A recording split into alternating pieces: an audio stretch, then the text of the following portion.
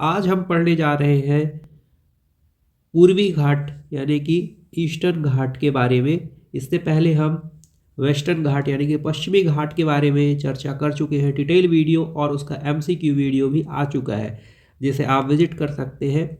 और इस वीडियो में हम पूरी तरीके से पूर्वी घाट को समझेंगे, उसका परिचय, उसका विस्तार और स्थिति, उसके बाद भौगोलिक स्वरूप, फिजिकल, नदियाँ, महत्वपूर्ण जितनी नदियाँ हैं पूर्वी घाट की, और उसके बाद प्रमुख भाग पर्वत श्रृंखलाएं, उसके बाद शिखर, प्रमुख जो शिखर है क्योंकि शिखर से बहुत ज़्यादा क्वेश्चन बनते हैं, और जैव विविधता और वनस्पति की किस प्रकार से यहाँ पे बायोडाइवर्सिटी काम करती है, और भू आकृतिक विशेषता यानी जोग्राफिकल्स जो कैरेक्टरिस्टिक है या विशेषता है उसके बारे में, क्लाइमेट के बारे में यहाँ पे देखेंगे किस प्रकार से क्लाइमेट यहाँ पे रहता है, आर्थिक महत्व, इकोनॉमिकल इम्पोर्टेंस क्या है उसके बीच में चर्चा करेंगे, एंड कल्चर इम्पोर्टेंस इसका क्या है जो है ईस्टर्न घाट का। तो इस प्रकार से हम इसमें संपूर्ण चर्चा करेंगे और हम साथ में ही तुलना करेंगे, कंपेयर करेंगे पूर्वी घाट और पश्चिमी घाट का।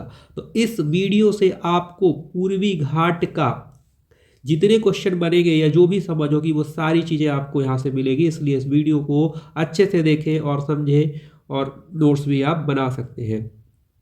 तो चलिए शुरू करते हैं। चैनल प्लीज़ सब्सक्राइब करिएगा और शेयर भी कर दीजिएगा।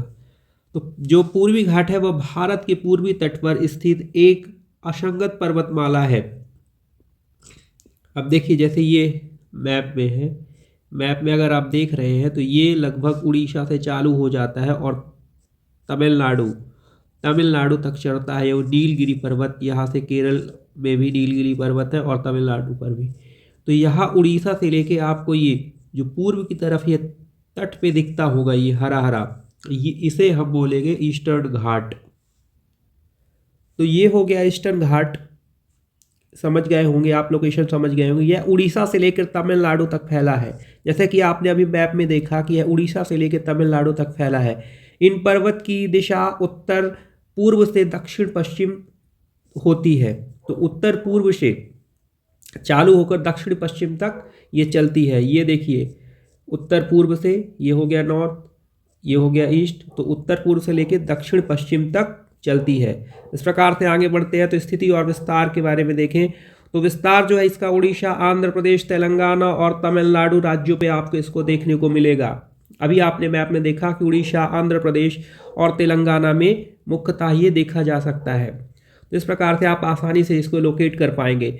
यह महानदी घाटी से शुरू होकर बैगई नदी घाटी यानी जो तमिलनाडु तक है यहाँ तक फैला हुआ है। तो महानदी जानते हैं छत्तीसगढ़ से निकलती है और उड़ीसा से होते हुए आपके जो है बे ऑफ बंगाल की खाड़ी में गिरती है। तो वहाँ से शुरू होकर बैगई नदी घाटी जो तमिलनाडु पे है वहाँ पे ये तक ये फैला है, या बोल सकते हैं कि वहाँ तक ये ख़त्म होता है। तो कुल लंबाई इसकी लगभग 1600 किलोमीटर है। कि जैसा आपने अभी इसके पहले ही पढ़ा है कि पश्चिमी घाट के समानांतर ही ये चलता है, तो उसकी भी लगभग यही जो है लंबाई है। तो इसकी जो है 1600 किलोमीटर है, ये आप ध्यान रखें। और चौड़ाई जो है इसकी 100 किलोमीटर के लगभग है। तो चौड़ाई जो है, लंबाई ये 1600 है, देन ये जो चौड़ाई है ये 100 के लगभग है। तो इस प्रकार से आप इसको ध्यान रखना कि कुल लंबाई 1600 और चौड़ाई 100 किलोमीटर है। आगे बढ़ते हैं। भौगोलिक स्वरूप के बारे में देखें तो पूर्वी घाट जो है खंडित पर्वत श्रृंखलाएं है। खंडित पर्वत श्रृंखलाओं का मतलब ये है कि जैसे ये पर्वत श्रृंखला आपकी लगातार बढ़ती जा रही है, 1600 में है, तो बीच बीच में जो है इसको खंडित मिलेगा आपको, बीच बीच में कटा हुआ मिलेगा। ठीक है, यानी इसके बीच से नदियाँ घाटियाँ बनाकर बहती हैं। अब आपने पिछले वीडियो पे ये देखा या पश्चिम घाट पे समझा होगा कि जो नदियाँ निकल रही हैं वहाँ से, जो नदियाँ बह के आ रही हैं, मान लो ये नदी है और यहाँ से ये नदी जो है बह के आ रही है, तो इस तरह से ये जब बह के आएगी पश्चिम घाट से पूर्वी घाट, क्योंकि पश्चिमी घाट ऊंचा है और ढाल पूर्वी घाट की तरफ है, तो पूर्वी घाट की तरफ जैसे नदियां बह के आएंगी तो पूर्वी घाट को स्वाभाविक है कि काटेंगी, अपनी जगह बनाएंगी, घाट का निर्माण करेंगी और घाटियों को बनाते हुए ये आप बंगाल की तरफ बढ़ जाएंगी। तो जैसा कि मान लो ये इंडिया है, तो यहाँ पे ऐसे बनाते हुए ये बे ऑफ बंगाल पे चली जाएगी। तो इसलिए जो पूर्वी घाट जो है वो खंडित पर्वत श्रृंखला है, यानी इसके बीच से नदी घाटियाँ बनाकर बहती हैं। तो समझ में आ गया आपको, जो पश्चिम घाट की नदियाँ हैं वो मूलतः वहाँ से बहती हैं, निकलती हैं, और पूर्वी घाट को क्रॉस करते हुए, काटती हुई, खंडित करती हुई वो बे ऑफ बंगाल में, अरब सागर, बंगाल में, बंगाल की खाड़ी पे मिल जाती हैं। ठीक है, आगे बढ़ते हैं। इन पर्वत की ऊंचाई जो है पश्चिमी घाट से कम है। अभी हमने पढ़ा या बताया कि पश्चिमी घाट ऊंचा है, पूर्वी घाट के तुलना में पश्चिमी घाट बहुत ऊंचा है, काफ़ी ऊंचा है। वहाँ से नदियाँ निकलती हैं, ढाल भी, और दूसरा कारण ये भी है कि प्रायद्वीप का जो ढाल है वो पश्चिम से तरफ ऊंचा है और पूर्व की तरफ ढलान है। अगर प्रायद्वीप को पूरा आपने देखेंगे तो पश्चिम घाट से निकलने वाली नदियाँ वो ढाल के कारण पूरब की तरफ बढ़ती हैं और जो पूर्वी घाट को इसको खंडित करती है। ठीक है, आगे देखते हैं। इसकी औसतन ऊंचाई जो है 600 से 900 मीटर है। अगर एवरेज ऊंचाई की बात करें आप तो 600 से 900 मीटर है। सर्वाधिक ऊंचा शिखर जो है यहाँ पे अरमाकोंडा या अरमोंडा पहाड़ी जो है, अरमाकोंडा 1680 मीटर आंध्र प्रदेश में ये है, ये यहाँ पे है। तो सर्वाधिक ऊंचा शिखर जो है अरमाकोंडा 1680 मीटर यहाँ पे है। महत्वपूर्ण नदियाँ देखें तो पूर्वी घाट को कई नदियाँ पार करती हैं। कौन कौन सी नदियाँ पार करती हैं? गोदावरी नदी क्रॉस करती है, महानदी जो है वो क्रॉस करती है, इस तरह से जो है बंगाल पे मिल जाती हैं। कृष्णा नदी हो गई, पेनार नदी जो हो गई केरल से निकलती है, कावेरी नदी हो गई। तो ये इंपॉर्टेंट नदी हैं जो पूर्वी घाट को कई नदियाँ जो है वो पार करती है। गोदावरी हो गई जो महाराष्ट्र से निकल रही है, महानदी हो गई जो छत्तीसगढ़ से आ रही है, कृष्णा नदी हो गई, पेनार नदी हो गई जो केरल से आ रही है, और कावेरी नदी हो गई। तो इस प्रकार से ये प्रमुख नदियाँ जो है पूर्वी घाट को पार करती हैं, इसको ध्यान रखेंगे आप। आगे बढ़ते हैं इसके साथ ही, इस तरह से आप मैप में देख सकते हैं। इसके बाद प्रमुख भाग देखें या पर्वत श्रृंखलाएं देखें तो उड़ीसा में महेंद्रगिरी पर्वत है, उड़ीसा में महेंद्रगिरी पर्वत है, पूर्वी घाट में महेंद्रगिरी पर्वत है। 1501 मीटर इसकी ऊंचाई है, 1501 इसका टॉप जो शिखर है वो है। आंध्र प्रदेश में अगर देखें तो नलमला, पलकोंडा, बेलीकोंडा रेंज, ये सब देखने को मिल जाएगा। इसके बाद अगर तमिलनाडु में जाएंगे आप तो जवादू, सेबराय, कलरायन और नीलगिरी की पूर्वी शाखाएं जो हैं वो सब देखने को आपको यहाँ पे मिलेंगी। तो तमिलनाडु में हो गया जवादी पहाड़ी, सेबराय पहाड़ी और पंचमलाई पहाड़ी और सिरुमलाई पहाड़ी। तो इसमें से आप ये चीज़ें ध्यान रखना, पंचमलाई भी है, पंचमलाई, देन सिरुमलाई, शिरुमलाई भी है। तो ये है, और ये जवादू या जवादी पहाड़ी भी इसको बोलते हैं, जवादी। तो इस प्रकार से तमिलनाडु में ये है।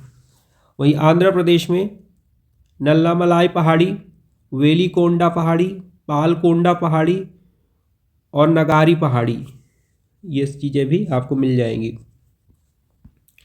आगे बढ़ते हैं। प्रमुख शिखर की बात करें तो अरमाकोंडा का जो है ये आंध्र प्रदेश में है, 1680 मीटर है। और महेंद्रगिरी जो है वो 1501 मीटर उड़ीसा पे है ये। तो इनके ऊंचाई पे आप ध्यान देंगे। इसके बाद राज्य को जरूर ध्यान रखें क्योंकि इससे सीधे इंपॉर्टेंट क्वेश्चन बनते हैं। सेबराय हिल्स ये तमिलनाडु में है, 1626 मीटर मिलेगा। जवादू या जवादी हिल्स जो है वो 1250 मीटर, ये भी तमिलनाडु में है। तो इस प्रकार से आप आंध्र प्रदेश, उड़ीसा, तमिलनाडु के प्रमुख जो पर्वत शिखर हैं उनको ध्यान रख सकते हैं। एक बार और देखते हैं। अरमाकोंडा 1680 आंध्र प्रदेश में है, महेंद्रगिरी 1501 उड़ीसा पे है, सेबराय हिल्स 1626 तमिलनाडु में है, और जवादू या जवादी हिल्स 1250 मीटर तमिलनाडु में है। आगे बढ़ते हैं। बायोडाइवर्सिटी देखते हैं तो यहाँ उष्णकटिबंधीय शुष्क पर्णपाती वन पाया जाता है, ट्रॉपिकल ड्राई। तो आप जानते हैं कि जो कर्क रेखा के नीचे है, कर्क रेखा से जो नीचे है और मकर रेखा के बीच का जो क्षेत्र होता है उसे हम बोलेंगे, क्या बोलेंगे, उष्णकटिबंधीय शुष्क पर्णपाती वन या उष्णकटिबंधीय क्षेत्र बोलते हैं। तो उसके अंतर्गत जो भी लगभग वन आते हैं वो उष्णकटिबंधीय, वहाँ पे ऐसे ही वन देखने को मिलेंगे, उष्णकटिबंधीय शुष्क पर्णपाती वन। ठीक है, इसमें प्रमुख वन जीव कौन कौन से? हाथी मिल जाएगा आपको, बाघ, गौर, हिरण और सांबर देखने को मिलेंगे। यहाँ कई बायोस्फीयर रिजर्व और वाइल्ड लाइफ सेंचुरी है, जैसे कि सिमलीपाल, श्रीबेलीपुथुर, नागरहोल शाखाएं इसकी मिलेंगी आपको देखने को, शिमलीपाल, श्रीबेलीपुथुर और नागरहोल। आगे देखते हैं, आकृतिक विशेषताएं देखते हैं इसकी। तो पूर्वी घाट बहुत ही पुराने प्री कैम्बियर काल के चट्टानों से बना है, प्री कैम्बियर काल के चट्टानों से बना है। प्रमुख चट्टानें यहाँ पे मिलेंगी आपको, ग्रेनाइट, ग्नाइस, नाइस, क्वार्टरजाइट और चारनोकाइट। क्लाइमेट की अगर बात करें तो उष्णकटिबंधीय मानसूनी प्रकार की है, जलवायु जो है यहाँ पे उष्णकटिबंधीय मानसूनी प्रकार की है, ट्रॉपिकल मानसून। वार्षिक वर्षा 900 से 1200 मिलीमीटर होती है। गर्मियों में तापमान जो होता है वो 35 डिग्री सेल्सियस से 45 डिग्री सेल्सियस तक देखने को मिलेगा। सर्दियों में 15 डिग्री सेल्सियस से 25 डिग्री सेल्सियस तक यहाँ पे रहता है। तो इस प्रकार से आप यह क्लाइमेट को भी समझ सकते हैं यहाँ के। आर्थिक महत्व क्या है? तो खनिज संपदा में बॉक्साइड है, लौह अयस्क है, मैग्नीज, कोयला और चूना पत्थर, ये सब यहाँ पे पाया जाता है। वन उत्पाद में लकड़ी, औषधि पौधे, रेशम और मधु, ये सब चीज़ें मुख्य रूप से यहाँ पे पाए जाते हैं। कृषि में अगर देखें तो पहाड़ी ढाल पर कॉफ़ी, इलायची और हल्दी की खेती। अब जानते हैं कि ये जो पूर्वी घाट है ये पहाड़ी क्षेत्र है, ये पर्वतीय क्षेत्र है, तो यहाँ पे ढलान ज़्यादा होगी, तो यहाँ के ढलानों पे कॉफ़ी, इलायची और हल्दी की खेती मुख्यतः की जाती है।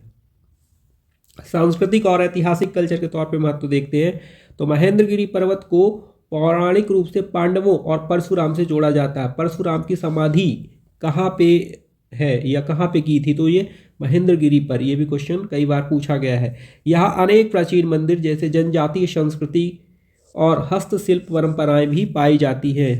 तो इस प्रकार से पांडवों और परशुराम की जो कथाएं हैं उनसे भी पौराणिक रूप से इसको देखा जाता है। अब तुलना करते हैं पूर्वी घाट और पश्चिमी घाट का। तो पूर्वी तट के समांतर ही है, पश्चिमी घाट के समांतर है ये पूर्वी घाट जो है, और पश्चिमी घाट ये असंगत स्वरूप जो है इसका असंगत है और ये सतत कंटिन्यू चलता है। ऊंचाई इसकी देखें पूर्वी घाट की तो 600 से 900 मीटर है और ये 1200 से 2700 मीटर है। तो देखो स्वरूप जो है इनका अखंडित, क्योंकि ये खंडित है और ये सतत, ये कंटिन्यू चलता है, ये खंडित नहीं है। और इसकी ऊंचाई 600 से 900 है, इसकी 1200 से 2700 है। प्रमुख नदियाँ देखें तो घाट को काट देती है, पूर्वी तट में घाट को जो है नदियाँ वो काट देती हैं, तट के समानांतर ही बहती हैं यहाँ की नदियाँ। पूर्वी तट पे जो है वर्षा कम होती है, पश्चिमी जो तट पे है वर्षा वो अधिक होती है। ऊंचाई देखें तो पूर्वी तट में अरमाकोंडा जो है वो 1680 है, जबकि यहाँ पे पश्चिमी घाट में 2695 मीटर। इसी से आप अनुमान लगा सकते हैं कि पूर्वी जो घाट और पश्चिमी घाट में ऊंचाई का कितना अंतर होगा। अनैमुंडी जो है वो 2695 मीटर है सबसे टॉप पे, और वहीं पे अरमाकोंडा जो है वो 1680 मीटर है।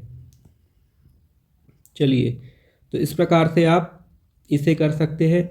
इसके जो क्वेश्चन है MCQ, उस क्वेश्चन के लिए आप नेक्स्ट वीडियो हमारा विजिट करेंगे या देखना चाहते हैं MCQ या इंपॉर्टेंट क्वेश्चन, तो अगला वीडियो आएगा। आप इसे सब्सक्राइब करें और लाइक करें, कमेंट्स करें कि आपको कैसा लगा, और जो है उसे शेयर करें इस वीडियो को। आप सबका धन्यवाद।